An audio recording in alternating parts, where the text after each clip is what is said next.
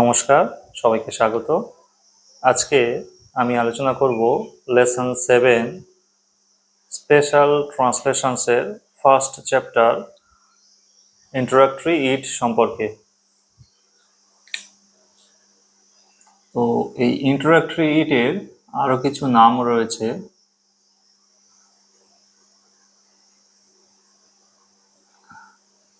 এটাকে ইন্ট্রোডাক্টরি ইট বলা যেতে পারে বা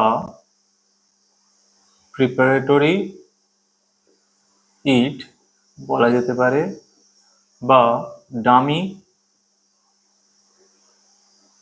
ইট বলা যেতে পারে। তো কি ইংলিশ গ্রামারে ইন্ট্রোডাক্টরি ইট বা প্রিপারেটরি ইট বা ডামি ইট সেটা কি?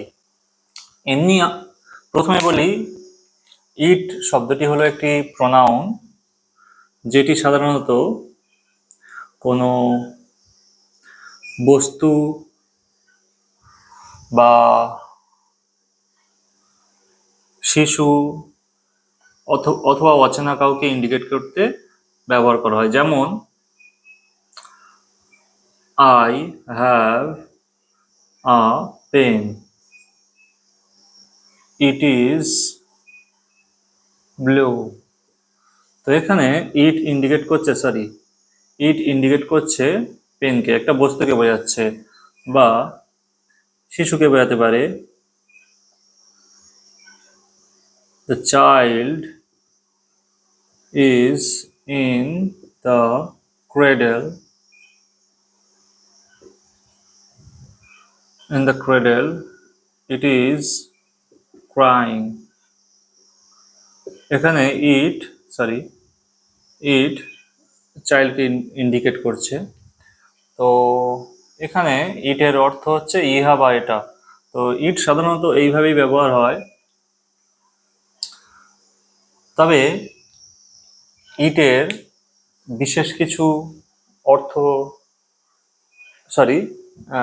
এখানে তো ইট একটি অর্থে প্রকাশ হচ্ছে, একটা বস্তুকে বা শিশুকে ইন্ডিকেট করতে, বা কোনো মানুষ ছাড়া অন্য কোনো প্রাণীকে ইন্ডিকেট করতেও ইট ব্যবহার করা হয়। যেমন যদি না আমরা সেটাকে পুরুষ বা স্ত্রী, পশু বা পশু হিসেবে মেনশন করতে না চাই, তখন আমরা ইট ব্যবহার করতে পারি। যেমন we have a pet dog, it is very faithful. এখানে ইট ইন্ডিকেট করছে ডগকে। তবে এখানে যদি কুকুরের ক্ষেত্রে আমরা, কুকুর কেন, অন্য কোনো প্রাণীর ক্ষেত্রে আমরা যদি সেটা আমাদের প্রিয় হয়, তাহলে আমরা ছেলে হলে হি, মেয়ে কুকুর হলে মেয়ে প্রাণী বা ছেলে প্রাণীর ক্ষেত্রে আমরা আলাদা আলাদা প্রোনাউন ইউজ করতে পারি, হি বা সি। তবে আমরা যদি জেনারেলাইজ করতে চাই, শুধু একটা সাধারণ পশু হিসেবে ইন্ডিকেট করতে চাই, আমরা তখন ইট ব্যবহার করি। তো ইট সাধারণত এই অর্থে ব্যবহার হয়। এইবার ইন্ট্রোডাক্টরি ইট কি? ইন্ট্রোডাক্টরি ইট হলো সেই ধরনের ইট যেটা কোনো অর্থ থাকবে না আর কোনো কিছুকে ইন্ডিকেট করবে না সাধারণত। ঠিক আছে, এটি দিয়ে বাক্য শুরু হবে, সেন্টেন্স শুরু হবে, কিন্তু সেই সেন্টেন্সে এই ইটের কোনো অর্থ থাকবে না।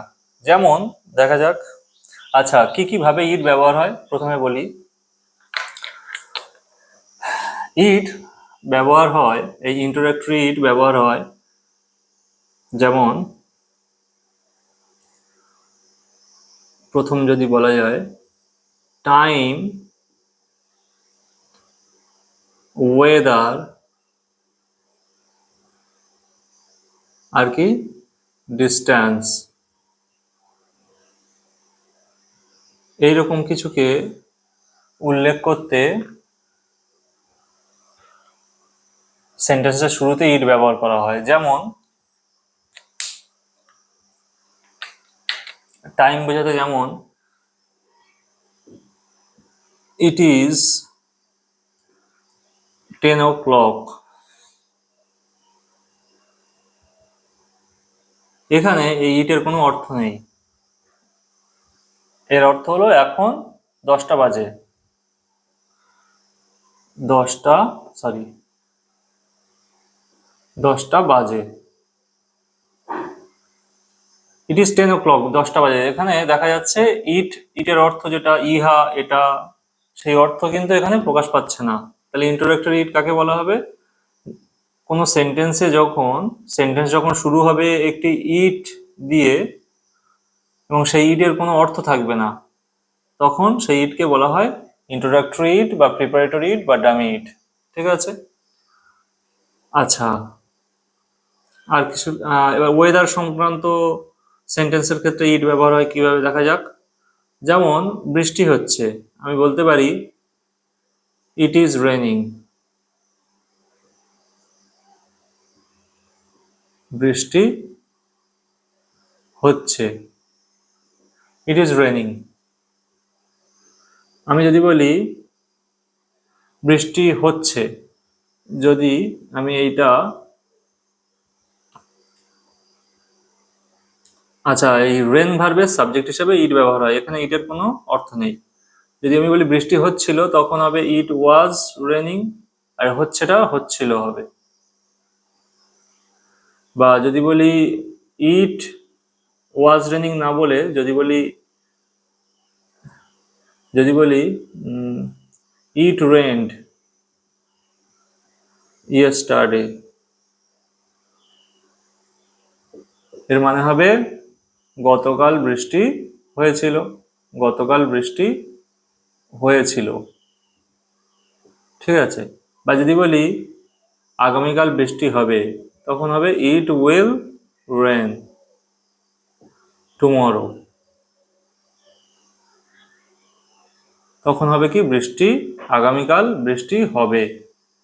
ক্রিয়াটার দিকে শুধু লক্ষ্য করো, হবে বললে উইল রেন, ইজ রেনিং মানে হচ্ছে, ইট রেন্ট মানে বৃষ্টি হয়েছিল, ইট ওয়াজ রেনিং মানে বৃষ্টি হচ্ছিল, বা ইট মে রেন টুমরো, ইট মে রেন টুমরো, যদি এরকম থাকে তাহলে হবে আগামীকাল বৃষ্টি হতে পারে। যাই হোক, রেন ভার্বের সাথে তাহলে রেন ভার্বের সাবজেক্ট হিসাবে ইট বসে, হলো। একইভাবে আম, তুষারপাতে আরো যেসব ওয়েদার সংক্রান্ত ভার্ব আছে, যেমন ইট ওয়াজ স্নোয়িং হেভিলি, মানে প্রচুর তুষারপাত হচ্ছিল, প্রবল তুষারপাত হচ্ছিল। তাহলে এই তুষারপাত হওয়া, এটা এরও ভার্ব হিসেবে ইট ব্যবহার হয়। ঠিক একইভাবে এখানে স্নো ভার্বের জায়গায় থান্ডারিংও দিতে পারতাম, মানে বাজ পড়া, ইট ওয়াজ থান্ডারিং হেভিলি। ঠিক আছে, এরকম। তাহলে বা হেল, শিলাবৃষ্টি হওয়া, ইট ওয়াজ হেলিং। যাই হোক, এই rain verb, snow verb, rain মানে বৃষ্টি হওয়া, স্নো মানে তুষারপাত হওয়া, থান্ডার মানে বাজ পড়া, হেল মানে শিলাবৃষ্টি হওয়া, এই সমস্ত ভার্বের সাবজেক্ট হিসাবে ইট ব্যবহার হয়। ঠিক আছে, তো বা এমনও বলতে পারি it is pleasant in autumn,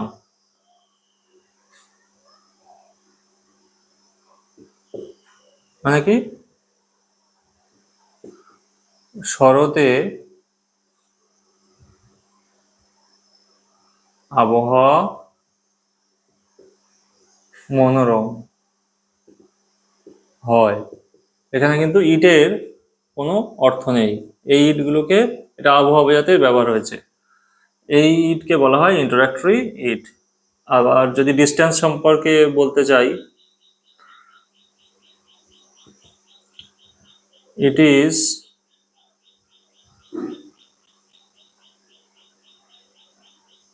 not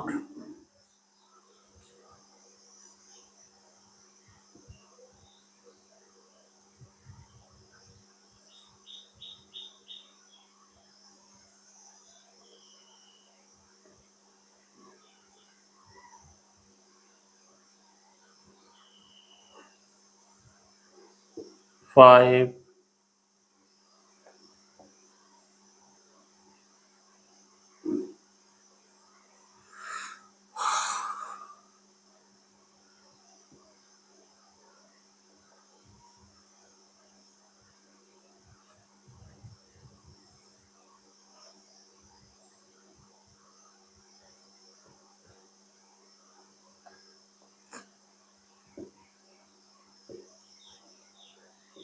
It is 5 কিমি বা kilometres away from our house. আমাদের বাড়ি থেকে 5 কিলোমিটার দূরে।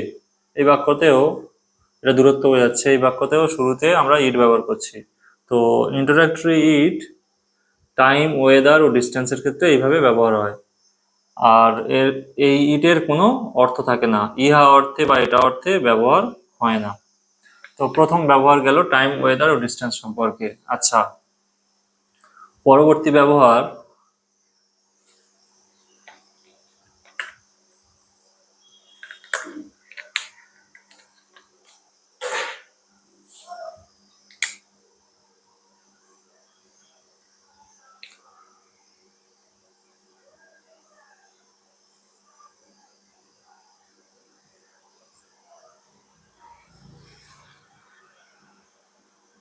ইনফিনিটিভ gerund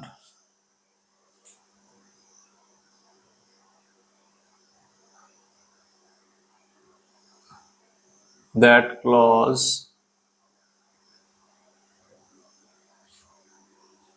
যে পরিবর্তে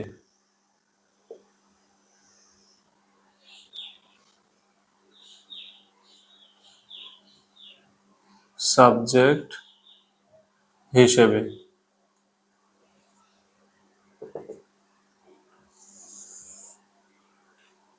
introductory it infinitive gerund that ক্লজের পরিবর্তে সাবজেক্ট হিসেবেও কোনো সেন্টেন্সে ব্যবহার হতে পারে। যেমন ইনফিনিটিভ তো আমরা জানি কি, টু প্লাস ভার্বের বেস ফর্ম, আর জেরান্ড কি, ভার্ব প্লাস আইএনজি। আর দ্যাট ক্লজ বলতে নাউন ক্লজকেই বোঝাচ্ছে। ঠিক আছে, দেখা যাক। প্রথমে ইনফিনিটিভ, যেমন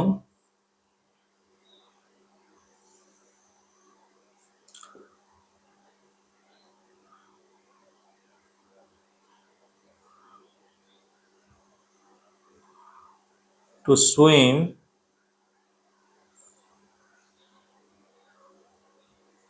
here is dangerous।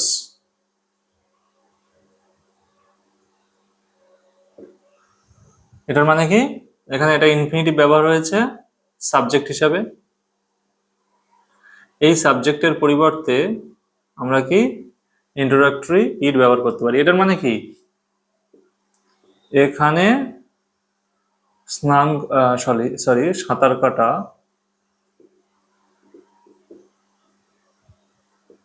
বিপজ্জনক।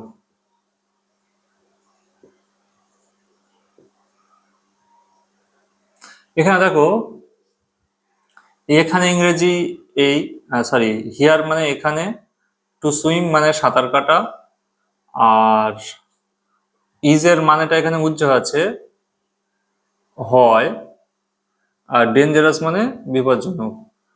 দেখো এখানে কিন্তু কোথাও, আচ্ছা এটার এই মানে হলো, এই সেন্টেন্সের পরিবর্তে এখানে ইনফিনিটিভ কি সাবজেক্ট হিসেবে ব্যবহার হয়েছে। এই সেন্টেন্সের পরিবর্তে আমরা ইন্ট্রোডাক্টরি ইট ব্যবহার করতে পারি, যার কোনো অর্থ থাকবে না। এর জন্য কি করতে হবে, ইটের পরে এই ভার্বটা দিতে হবে, তারপর এই অ্যাডজেক্টিভটা দিতে হবে। অ্যাডজেক্টিভ থাকুক, নাউন থাকুক, যাই থাকুক, এটা ইট ইজ এর পরে দিতে হবে। ইট ইজ ডেঞ্জারাস, তারপর এই ইনফিনিটিভের অংশটা মানে প্রকৃত সাবজেক্টটা শেষে বসবে। টু সুইম হিয়ার, তাহলে কি হলো, it is dangerous to swim here. এই সেন্টেন্সের ক্ষেত্রে প্রকৃত সাবজেক্টটা শেষে চলে যাচ্ছে, ইনফিনিটিভের অংশটা। আর এই যে বাক্যটা শুরু করার জন্য ইটটা ব্যবহার হয়েছে, সেই ইটের কিন্তু কোনো অর্থ নেই। এই সেম মিনিং হবে, এই সেন্টেন্সের এই একই মিনিং থাকবে, মিনিং পাল্টাবে না। এই হিয়ার এর মানে এখানে টু সুইম, টু সুইম মানে সাঁতার কাটা, ইজ মানে হয়, আর ডেঞ্জারাস মানে বিপজ্জনক। দেখো ইট এর কোনো মানে অর্থ এই সেন্টেন্সে নেই। এই ইটকেই বলা হচ্ছে ইন্ট্রোডাক্টরি ইট, মানে যে ইট শুধু সেন্টেন্সটা মানে ইন্ট্রোডিউস করতে ব্যবহার করা হয়, কিন্তু তার কোনো অর্থ থাকে না বা কাউকে ইন্ডিকেট করে না, সেই ইটকেই বলা হয় ইন্ট্রোডাক্টরি ইট বা প্রিপারেটরি ইট বা ডামি ইট। আচ্ছা, এইরকম আরো কিছু সেন্টেন্স বলা যেতে পারে, যেমন solving this, sorry, to solve this sum is difficult. ওটাকে আমি ইন্ট্রোডাক্টরি ইট ব্যবহার করে বলতে পারি কি, it is difficult to solve this sum. এই অঙ্কটা সমাধান করা কঠিন। ঠিক আছে, তো জিরান্ডের একটা উদাহরণ দেওয়া যাক। হ্যাঁ, জিরান্ডের উদাহরণ এটাকেই পাল্টে দেওয়া যেতে পারে। এই টু সুইম না লিখে আমি লিখতে পারি swimming. Swimming here is dangerous, অর্থ একই থাকবে। তাহলে আমরা এখানে কি লিখবো, শুধু এই টু সুইমের জায়গায় লিখে দেবো swimming. It is dangerous swimming here. ঠিক আছে, তো জিরান্ডের ক্ষেত্রেও আমরা কি করতে পারি, জিরান্ডের ব্যবহারের পরিবর্তে, জিরান্ড যদি সাবজেক্ট হিসেবে ব্যবহার হয় তখন সেটার পরিবর্তে আমরা ইন্ট্রোডাক্টরি ইট সাবজেক্ট হিসেবে নিয়ে আসতে পারি। ঠিক আছে, তোমরা কি করবে, এই যেরকম ইনফিনিটিভ দিয়ে যেরকম অল্টারনেটিভ হিসেবে ইন্ট্রোডাক্টরি ইট ব্যবহার করেছে, ঠিক একইভাবে তোমরা লিখবে সুইমিং ইজ ডেঞ্জারাস, এখানে অর্থ একই থাকবে। আর ওর অল্টারনেটিভ হিসেবে লিখতে হবে it is dangerous swimming here, একই অর্থ থাকবে। আমি আর লিখলাম না। এরপর দ্যাট ক্লজের পরিবর্তে সাবজেক্ট হিসেবে, এটার একটা উদাহরণ দেওয়া যাক।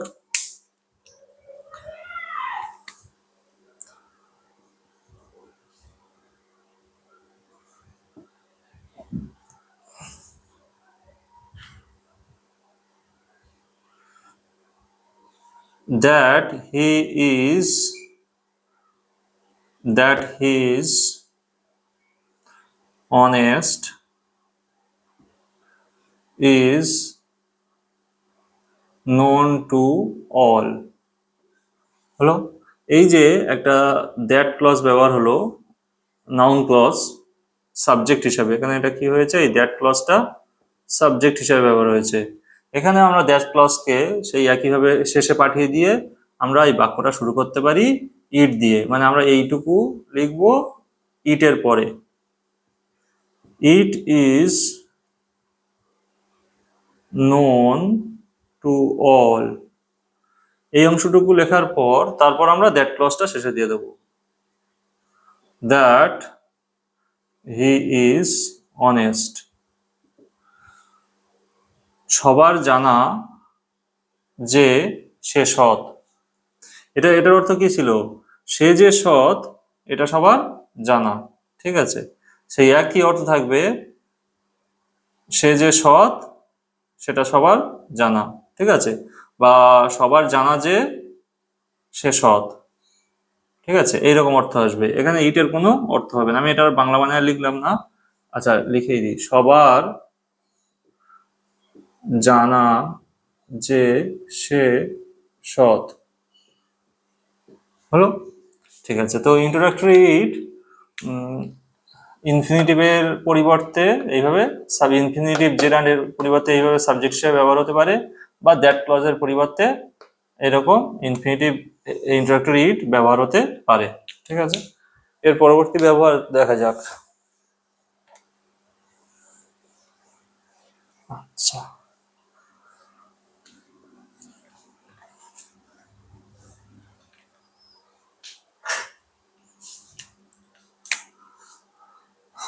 আচ্ছা, এরপর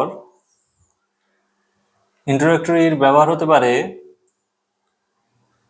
কোনো সেন্টেন্সকে, কোনো সেন্টেন্সের কোনো অংশকে এমফাসাইজ করার জন্য। এমফাসাইজিং ইট।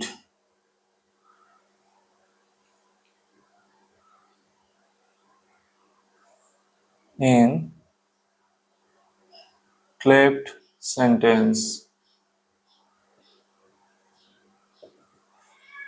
আচ্ছা, কোনো সেন্টেন্সে, আচ্ছা ক্লেপ্ট সেন্টেন্স কি সেটা আমি বলছি।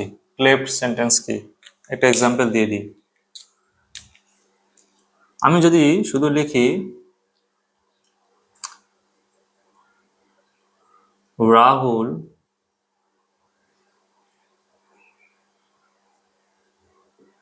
ব্রোক দ্য উইন্ডো, তাহলে এটা আমি সাধারণভাবে লিখেছি কি রাহুল জানালাটি ভেঙেছিল। ঠিক আছে, জানালাটি রাহুল জানালাটি ভেঙেছিল। এখানে যদি আমি জোর দিয়ে বলতে চাই রাহুলই জানালাটি ভেঙেছিল, আমি যদি রাহুল না লিখে আমি বলতে চাই রাহুলই জানালাটি ভেঙেছিল, মানে রাহুলই কাজটা করেছিল, এটা রাহুলের ওপর আমি যদি জোর দিই তখন আমি ইন্টারোডাক্টরি ইট ব্যবহার করব। কিভাবে কিভাবে ব্যবহার করব? It was Rahul who broke the window. ঠিক আছে, এই ইট ওয়াজ রাহুল এর মানে হচ্ছে রাহুলই জানালাটা ভেঙেছিল।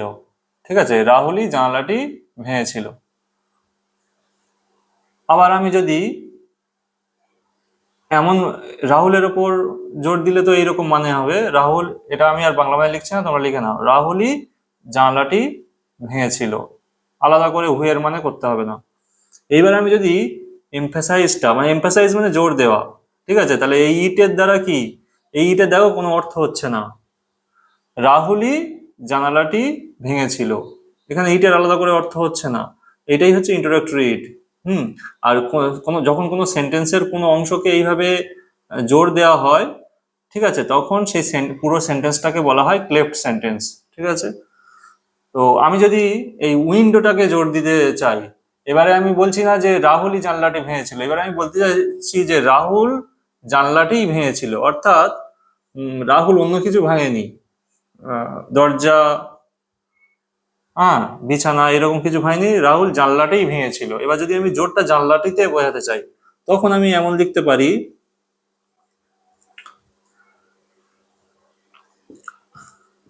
ইট ওয়াজ দ্য উইন্ডো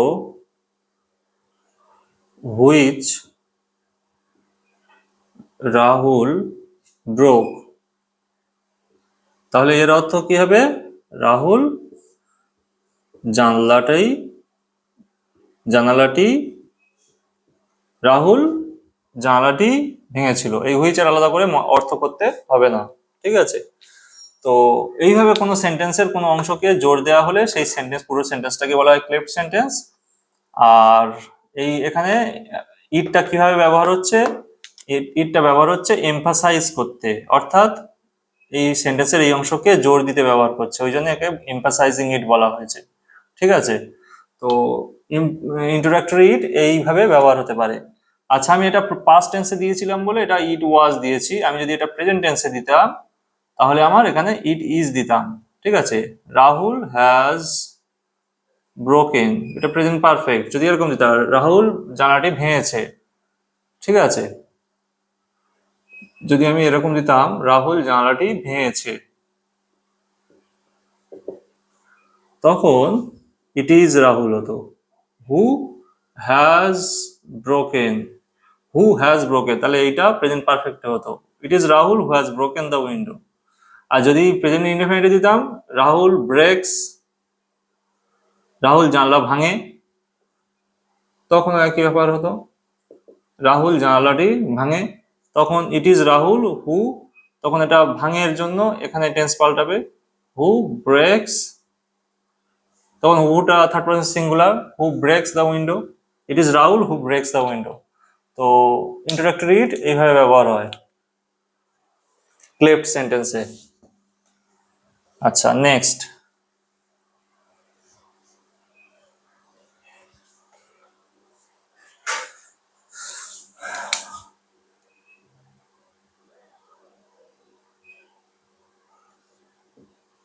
আচ্ছা, যদি পরিষ্কারভাবে পরিষ্কারভাবে সাবজেক্ট বোঝা না গেলে,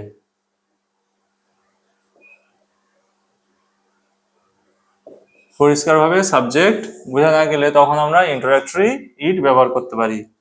যেমন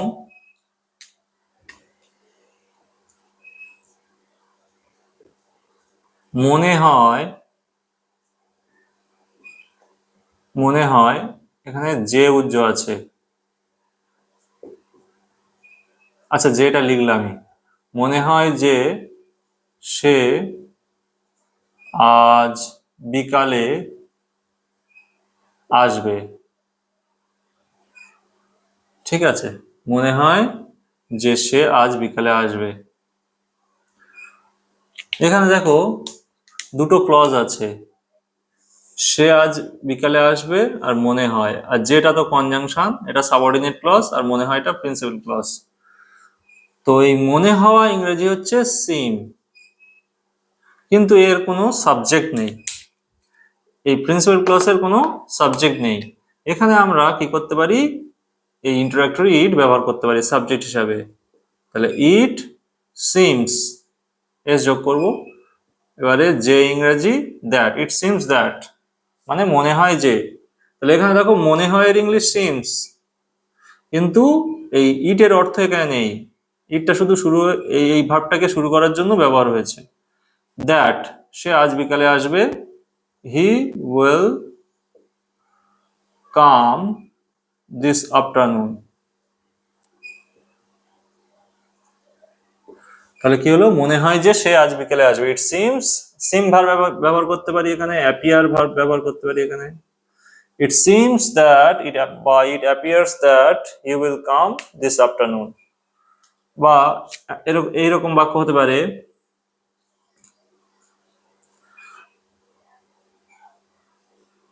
স্কুলে যেতে 10 মিনিট লাগে। লাগে এখানে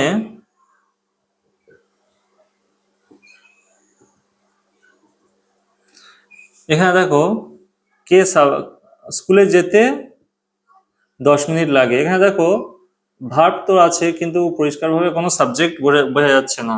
এখানে আমি ইন্টারোগেটরি ইট ব্যবহার করতে পারি। ইট লাগে টেক, আর প্রেজেন্ট ইনডেফিনিট টেন্স এনে এস যোগ হবে। ইট টেক্স, কত সময় লাগে সেইটা আবার দিতে হবে। It takes 10 minutes. এবার স্কুলে যেতে infinitive, two go to school. It takes 10 minutes to go to school. হিসাব মতো এটাও ইনফিনিটিভটা সাবজেক্ট হিসাবে ব্যবহার করার কথা ছিল, সেটার পরিবর্তে ব্যবহার হয়েছে। যেমন এটা যদি সাবজেক্ট হিসাবে ব্যবহার করতাম ইনফিনিটিভটা, তাহলে কি হতো, টু গো টু স্কুল, সেই আগে যেটা প্রথম নিয়মে বুঝিয়েছি, টু গো টু স্কুল, না প্রথম নয় দ্বিতীয় নিয়মে, to go to school takes 10 minutes. এইটাকে আমি তাহলে কি করলাম, এই অংশটুকু ইটের পরে দেওয়া হলো,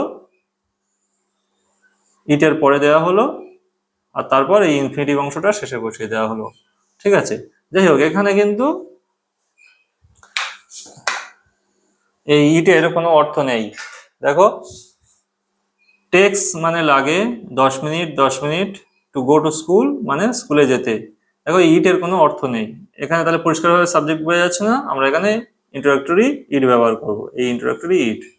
আচ্ছা, এখানে যদি এরকম থাকতো স্কুলে যেতে আমার 10 মিনিট সময় লাগে, যদি এখানে আমার কথাটা যোগ থাকতো তাহলে কি করতাম, ইট টেক্স 10 মিনিটস। আচ্ছা, তখন আমরা এই টেক্স এর পরে মিটা বসিয়ে দিতাম, it takes me 10 minutes to go to school. ঠিক আছে। আচ্ছা,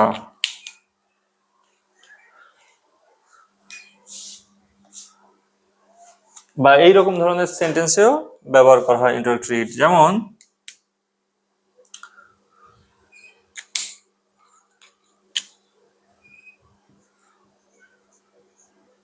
বাড়ি যাওয়ার সময় হয়েছে। দেখো এই কে বাড়ি যাবে বোঝা যাচ্ছে না, তাহলে পরিষ্কারভাবে সাবজেক্ট বোঝা যাচ্ছে না, আমরা ইন্টারোডাক্টরি ইট ব্যবহার করব। কি লিখবো তাহলে? এখানে ইট ইজ টাইম দিয়ে, এই ধরনের বাক্য ইট ইজ টাইম দিয়ে শুরু করতে হয়। ইট ইজ টাইম, এই ইজ টাইম মানে সময় হয়েছে। আর পরে হয়েছে কি বাড়ি যাওয়ার, টু গো হোম। তাহলে to go home, it is time to go home. আচ্ছা, এই ধরনের সেন্টেন্সে বাড়ি যাওয়ার সময় হয়েছে, it is time to go home. Cricket খেলার সময় হয়েছে, it is time to play cricket. একটা চিঠি লেখার সময় হয়েছে, it is time to write a letter. এই ধরনের বাক্যে যদি কোনো ব্যক্তির উল্লেখ থাকে তাহলে কিভাবে দিতে হবে? আমার বাড়ি যাওয়ার সময় হয়েছে, যদি এরকম দিই আমার বাড়ি যাওয়ার সময় হয়েছে, তাহলে লিখবো কি it is time for me. এই ধরনের বাক্যে এইভাবে লিখতে হয়, it is time for me to go home. ঠিক আছে? বা একটু আগে লিখেছিলাম, আচ্ছা যদি এইরকম থাকে ইট ইজ, আচ্ছা এখানে দিলাম না, আলাদা করে দিচ্ছি।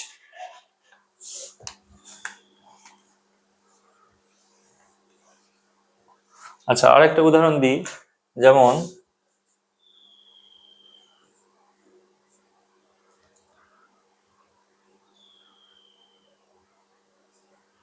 যায় আসে না, যায় আসে না। আচ্ছা যায় আসা ইংরেজি হচ্ছে ম্যাটার। তাহলে এখানে আমি লিখতে পারি, পরিষ্কারভাবে সাবজেক্ট বোঝা যাচ্ছে না, এখানে লিখতে পারি ইট ডাজ নট ম্যাটার। আর যদি বলি আমার যায় আসে না, তাহলে কি হবে? It does not matter to me.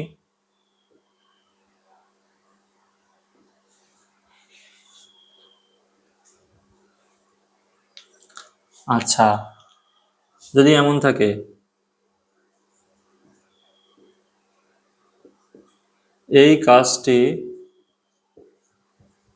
শেষ করা অসম্ভব, তাহলে এই শেষ করা এইটা ইনফিনিটিভ বা জেরান্ড ইউজ করতে হবে। তাহলে আমরা এটা দুই ভাবে করতে পারি, ইনফিনিটিভ ব্যবহার করে করতে পারি, two finish this work is impossible, বা ইন্ট্রোডাক্টরি ইট ব্যবহার করে করতে পারি কি it is impossible.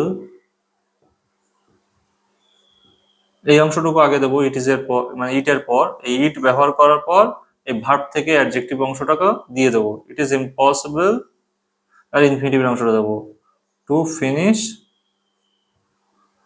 This work. It is impossible to finish this work, এই কাজটি শেষ করা অসম্ভব। দেখো ইজ ইম্পসিবল মানে হয় অসম্ভব, ওটা হয়টা উজ্জ্ব আছে, আর টু ফিনিশ দিস টাস্ক এই কাজটি, এখানে দেখো ইটের কোনো অর্থ নেই। তাহলে পরিষ্কারভাবে সাবজেক্ট বোঝা না গেলে আমরা ইন্ট্রোডাক্টরি ইট এইভাবে ব্যবহার করতে পারি। আর যদি এখানে এইরকম থাকতো এই কাজটি আমার পক্ষে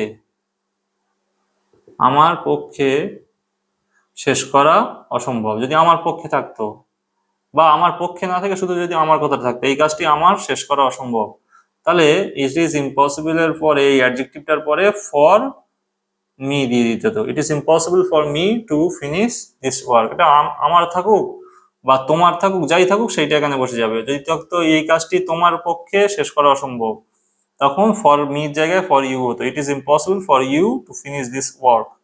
ঠিক আছে? তো পরিষ্কারভাবে সাবজেক্ট বোঝা না গেলে আমরা কি ইন্ট্রোডাক্টরি ইট ব্যবহার করি এইরকম। ঠিক আছে?